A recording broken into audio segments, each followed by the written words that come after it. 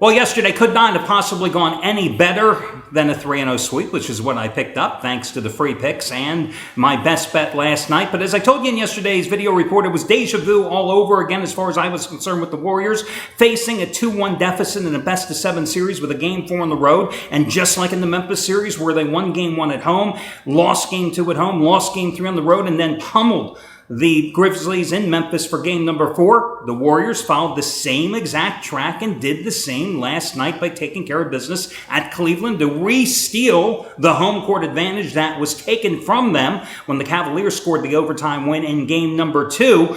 And as I told you in yesterday's video report as well, for me, the Warriors were my best bet last night. But it made no sense from a financial investment strategy viewpoint to go ahead and double dip. Play them on the side last night because I have a max wager play for them in the series, and it was a must-win game. So when I talk about double dipping, that's what I mean. I'll give you another example. In football, you'll hear me talking about double dipping. If you're playing a team in a parlay, it makes no sense to play that team straight up as well.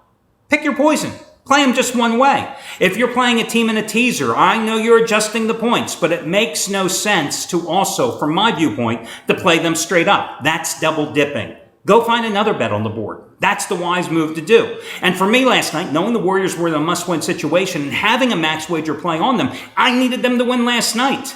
Because if not, today I would be plotting my bailout strategy in the series. But hey, they won. Also gave you a winner on the Angels last night as a free play at Tampa Bay. And then my best bet happened to be the Baltimore Orioles. So as I said, could not have gone any better for me. Could not have gone any better for Brian Rosica, the half-price play of the day yesterday. Improved to 10-1 in the NBA Finals over the past 3 seasons. He was on Golden State. Could not have gone any better for Steve Buden's number 1 NBA crew out of New York as they improved to 3-1 in this year's Finals and 8-1 the past 2 years in the Finals as they hit yet another 59 play. I believe it was 20 out of 27 last night on the Warriors as well. So, it was a good night all the way around.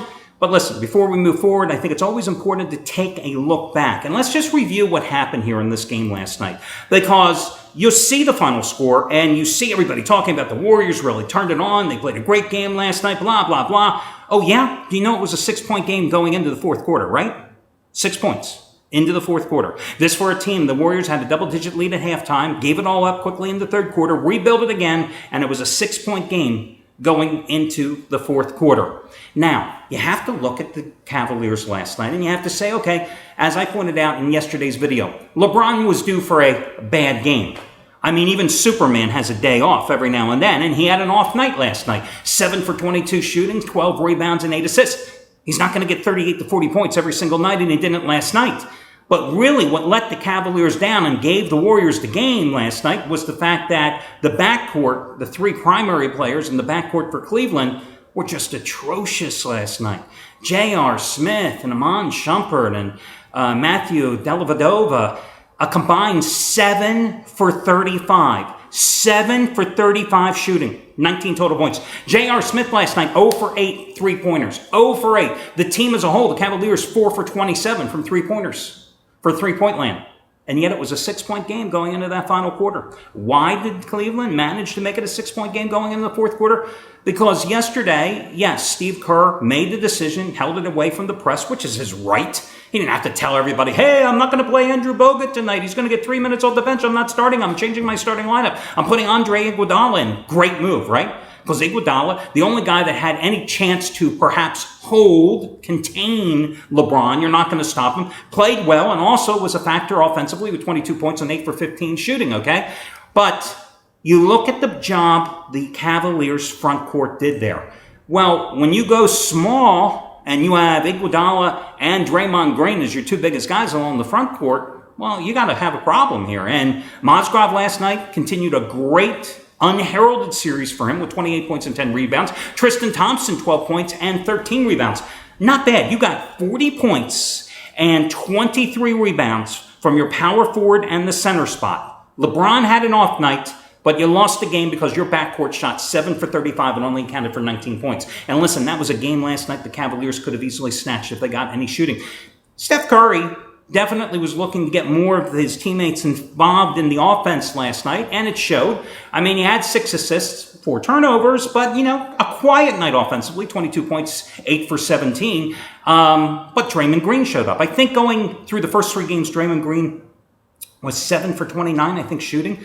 Well, last night he was 6 for 11 with 17.7 rebounds and 6 assists, and he brought the energy that I thought the Warriors had been missing in the first 3 games of the series.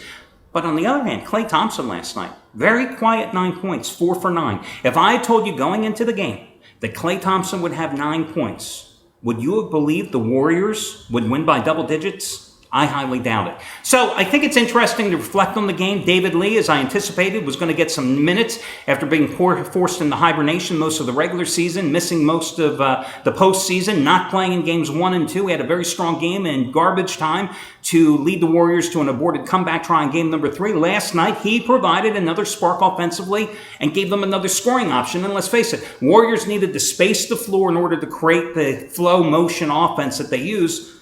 9 points and 5 rebounds in 15 minutes. That's a very strong number for him to contribute off the bench. So, now, no NBA tonight, no NBA tomorrow. And that is going to be so key for Cleveland, because now you've got 2 full days of rest for a Cleveland team that needs LeBron to put them on his back once more. I think that benefited the Cavaliers coming into this series because you had the extended layoff between the end of the conference finals and the start of game 1. Then you had the 2 full days off between game 1 and 2. And as I pointed out on the video a couple of times this week, that, I thought it would hurt these teams going into game 3 and then game 4 having only the single day off. Well, now they get a little respite since game number 5 is going to be on Sunday, and that certainly will help with the Cavaliers. But enough about basketball. Let's talk about a little baseball here. The big featured play today, more than half price off. Shawn Michaels' latest 100-dime max wager release. It's his dog of the year in baseball as he goes for winning day number 141 out of 250. You save $60, more than half price off. You get his 100-dime dog of the year simply by using coupon code SEAN, SEAN, dog of the year. Just as strong as his 100-dime run line winner last Saturday, which you got for the same $60 discount with the Giants and Madison Bumgarner, 7-5 on the run line at Philadelphia. These are the same 100-dime plays that he's 59-31 with in the NFL over the past 5 seasons combined, including the Patriots in that little game against Seattle back in February, and the same 100-dime play that he's won 20 out of 26 in college football the past 4 years. $10 bettors have made $16,000 over the past 26 months, and that's the big featured play today. All your other discounts, all your other promos are over on the homepage. Let's get busy now with your complimentary plays. I am going to go with the poster child of all men over the age of 45 that are dreadfully out of shape, who had aspired at one time to pitch in the major leagues, and that, of course, is going to be Bartolo Colon, okay? Bartolo Colon, I look at his numbers and I'm going, how the hell does he win these games? But the fact is that, he pitched very well at home so far this season, 5-2 in 7 home outings, despite an earned run average over 5 at Citi Field. He's already beaten Atlanta twice this season. In his last 3 starts, he's won 2 out of 3 with a 3.60 earned run average.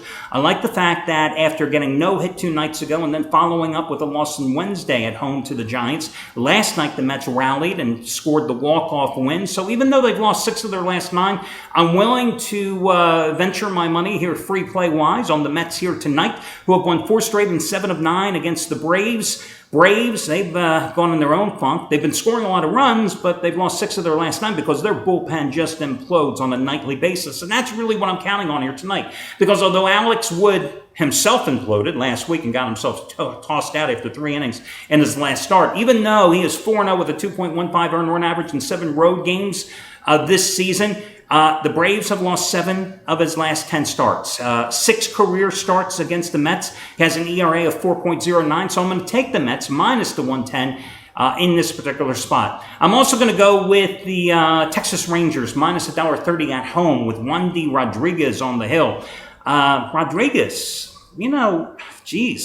a reclamation project that has actually paid off for Texas. 2-0 with a 2.55 earned run average in his last 4 starts, all of them Ranger wins. In fact, Texas is 6-1 in his last 7 starts. He'll be facing Tommy Milone and Minnesota tonight. Now, Milone, a former fixture in the A's rotation, 4.95 ERA in 8 career starts against the Rangers, 6.75 ERA in his last 3 starts.